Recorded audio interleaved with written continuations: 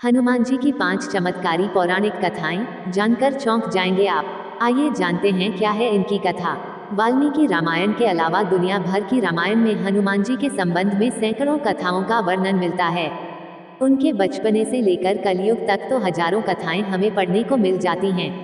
हनुमान जी को कलयुग का संकट मोचन देवता कहा गया है। एकमात्र इन्हीं की भक्ति फलदायी है।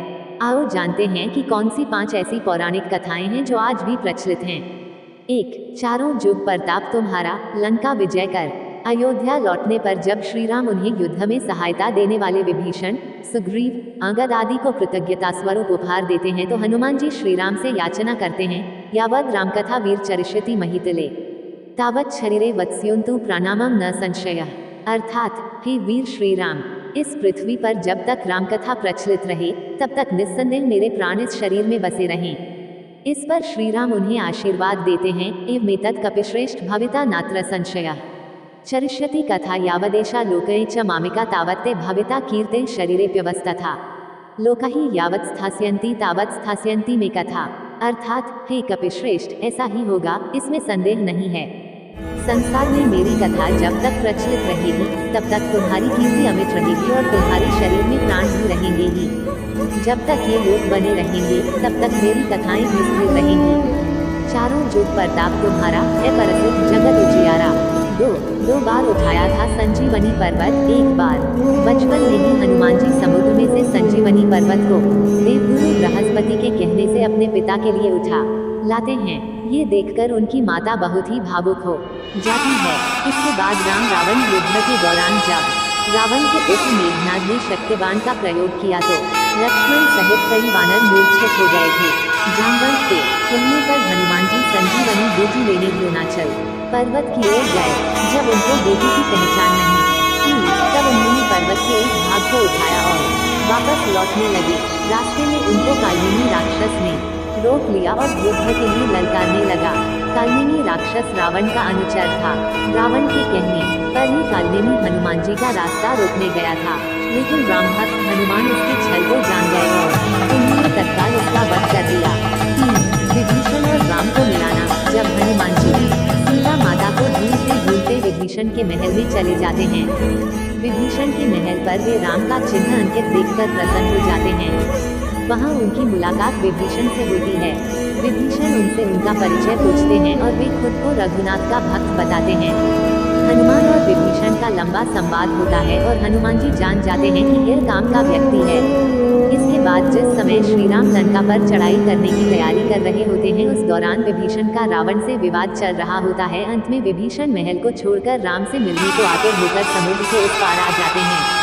वानरों ने विभीषण को आते देखा तो उन्होंने जाना कि शत्रु का कोई खास रूप है।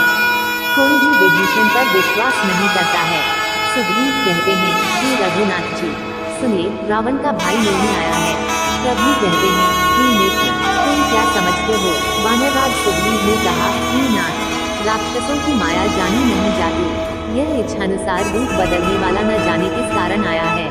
ऐसे में हनुमान जी सभी को दिलासा देते हैं और राम भी कहते हैं कि मेरा प्रण है कि शरणागत के भय को हर लेना चाहिए। इस तरह हनुमान जी के कारण ही श्री राम विभीषण का मिलन सुनिश्चित हो पाया। 4. सबसे पहले लिखी रामायण। शास्त्रों के अनुसार विद्वान लोग कहते हैं कि सर्वप्रथम रामकथा हनुमान जी ने लिखी थी और वह भी एक शिला चट्टान पर अपने नाखूनों से लिखी थी। ये रामकथा वाल्मीकि जी की रामायण से भी पहले लिखी गई थी और ये हनुमत रामायण के नाम से प्रसिद्ध है। ये घटना तब की है जबकि भगवान श्री राम रावण पर विजय प्राप्त करने के बाद अयोध्या में राज करने लगते हैं और श्री हनुमान जी हिमालय पर चले जाते हैं। वहाँ वे अपनी शिव तपस्या के दौरान की एक शिला पर प्रतिदिन अपने नाखून से रामायण की कथा लिखते थे। इस तरह उन्होंने प्रभु श्री राम की महिमा का उल्लेख करते हुए हनुमत रामायण की रचना की। कुछ समय बाद महर्षि वाल्मीकि ने भी वाल्मीकि रामायण लिखी और लिखने के बाद उनके मन में इसे भगवान शंकर को दिखाकर उनको समर्पित करने की इच्छा हुई। वे अपनी रामायण लेकर शिव के धाम कैलाश पर्वत पहुंच गए। वहां उन्होंने हनुमान जी को और उनके द्वारा लिखी गई हनुमत रामायण को देखा। हनुमान रामायण के दर्शन कर वाल्मीकि जी निराश हो गए।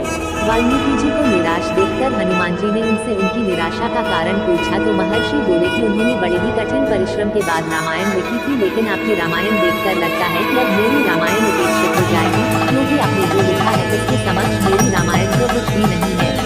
तब वाल्मीकि जी की चिंता का शमन करते हुए श्री हनुमान जी ने हनुमत रामायण पर्वत शिला को एक कंधे पर उठाया और दूसरे कंधे पर महर्षि वाल्मीकि को बिठाकर समुद्र के पास गए और स्वयं द्वारा की गई रचना को श्री राम को समर्पित करते हुए समुद्र में समा दिया।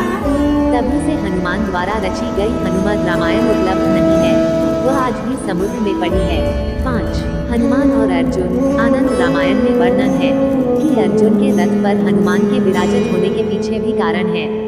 एक बार किसी रामेश्वरम तीर्थ में अर्जुन का हनुमान जी से मिलन हो जाता है। इस पहली मुलाकात में हनुमान जी से अर्जुन ने कहा, अरे राम और रावण की युद्ध के समय तो आप थे। अगर वीडियो पसंद आया हो तो हमारे चैनल भक्ति सागर को लाइक सब्सक्राइब जरूर करें और अपनी राय हमें कमेंट बॉक्स में जरूर बताएं। धन्यवाद।